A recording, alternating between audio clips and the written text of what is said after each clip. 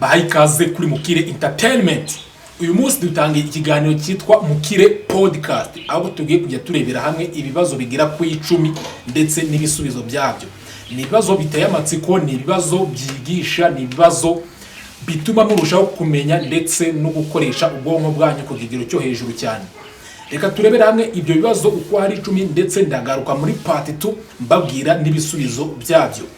Yes, bahaye ikaze, ngeritwa Mr. Sam, hano ni kuri Mukire Entertainment. Ikibazo cya mbere, muri 2025 Afrika igizwe n'ibihugu bingahe byigenga? Cyo ni ikibazo cya mbere. Ikibazo cya kabiri, ese kuva muri Israel ugera muri Iran harimo intera ingana iki? Cyo ni ikibazo cya kabiri. Ikibazo cya gatatu, umugezi wa Nili unyura mu bihugu bingahe? Ikibazo cya kane, u Rwanda rugizwe n'imirenge ingahe? Ikibazo cya gatanu, ubumwe bw'abasoviyete bwari bugizwe n'ibihugu bingahe cyangwa se leta zunze ubumwe z'abasoviyete? Ikibazo cya gatandatu, nabaye ba perezida ba Amerika bishwe bakiri ku butegetsi? Ikibazo cya karindwi, ese Triangle Bermuda cyangwa se agace bita ko ari agace k'amadayimoni kaba mu nyanja ya Atlantique gaherereye hehe? Ikibazo cya munani, vuga leta nyinshi zishoboka zigize leta zunze ubumwe za Amerika. Ikibazo cya 9, nabahe ba perezida bamaze kuyobora leta zunze ubumwe za Amerika kugeza ubu? Ese East Africa igizwe n'ibihugu bingahe? Ibibazo byo tugiye kurebera hamwe muri iki kiganiro. Nge nitwa Mr. Sam, hano ni kuri Mukire Entertainment. Reka turebere hamwe igisubizo cya buri kibazo ahangaha, aho dushobora kwibeshya nawe ushobora kutwandikira muri comments kugira ngo twese kurushaho kumenya ndetse dusobanukirwe neza ibi bintu bijyanye n'amateka by'entertaininga, ndetse bibafasha no kuba mwakarishya ubwonko bwanyu neza cyane. Mu bisubizo rero, ngo muri 2025 Afrika igizwe n'ibihugu bingahe byigenga? Mu by'ukuri tutabariyemo igihugu bita Sahara y'Uburengerazuba, Afrika igizwe n'ibihugu 54, ariko iyo nayo tuyibariyemo Afrika igizwe n'ibihugu 55 ibihugu byigenga. Ikibazo cya kabiri, kuva muri Israel ugana muri Iran harimo intera ingana iki?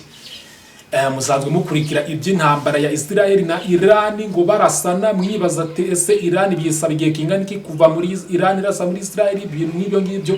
Mu by'ukuri intera yo ku murongo ugororotse kuva i Tel Aviv ugera i Tehran ku mugwa mukuru wa Iran harimo intera ingana n'ibirometero 1600. Yes, 1600 ugendeye ku murongo ugororotse. Umugezi wa Nili ngo unyura mu bihugu bingahe? Mu by'ukuri umugezi wa Nili unyura mu bihugu bigera ku 9, ubarimo za Misiri, za Ethiopia, u Rwanda, Uganda, Congo. Ibihugu bigera ku 9 binyuzemo uyu mugezi wa Nili, dore ko ari nawo mugezi muremure ku isi kugeza uyu munsi. Ese ubumwe bw'abasoviyete bwari bugizwe n'ibihugu bingahe? Ubumwe bw'abasoviyete ni ukuvuga ngo ubu ngubu busigaye buhagarariwe n'Uburusiya, kuko ni ibihugu byari bigize leta nyinshi cyane mbere y'uko busenyuka mu mwaka wa 1991.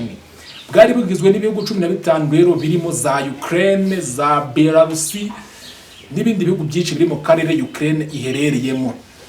Hanyuma ngo nabaye ba perezida ba leta zunze ubumwe za Amerika bishwe bakiri ku butegetsi.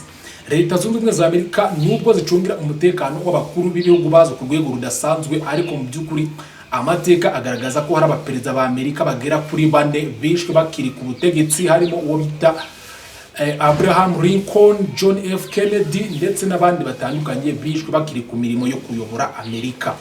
Ngo Triangle de Bermuda ni agace kavugwaho kuba ngo indege iyo zigeze mu kirere cyazo ngo zihanuka, ubwato bwahagera bukarohama.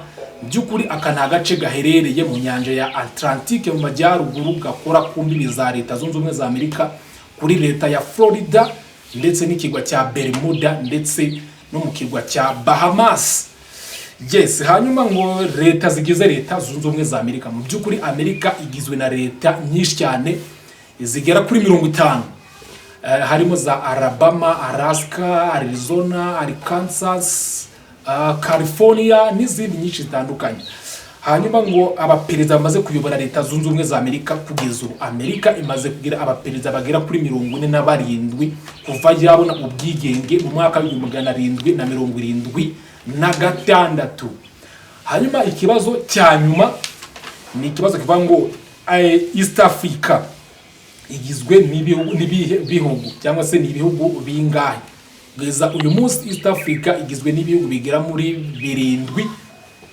ngira ngo mu bintu byose twavuze aho wakumva twibeshye wemerewe kuduha igitekerezo muri comment, ukatubaza ukatubwira ibintu twakongera muri no podcast. Ni Mukire podcast hano kuri Mukire Entertainment kugira ngo ikiganiro kirusheho kubaryohera kandi mujye mukoresha ubwonko bwanyu kugira ngo twihugure nyine twiga amateka, twiga n'ibindi bibazo byose bishingiye ku buzima. Byose muzajya mubikurikira hano muri Mukire podcast.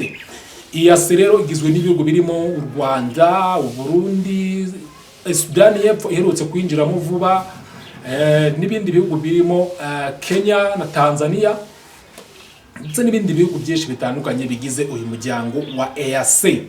Ndabashimiye cyane rero, nge nitwa Mr Sam. Ikiganiro mu support ngano kuri Mukire Entertainment, mukore subscribe, gisharinge, twese dukomeze dukoreshe ubwonko bwacu neza cyane twihugura.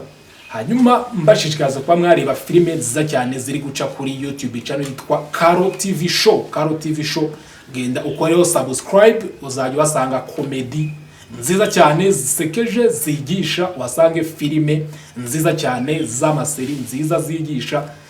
Nabyo ndabashishikariza kugira ngo komeze muduteri inkunga yo kwa twakorera ibintu byiza cyane bifite karite kandi bisa neza cyane. Ndabashimiye, je nitwa Mr Sam.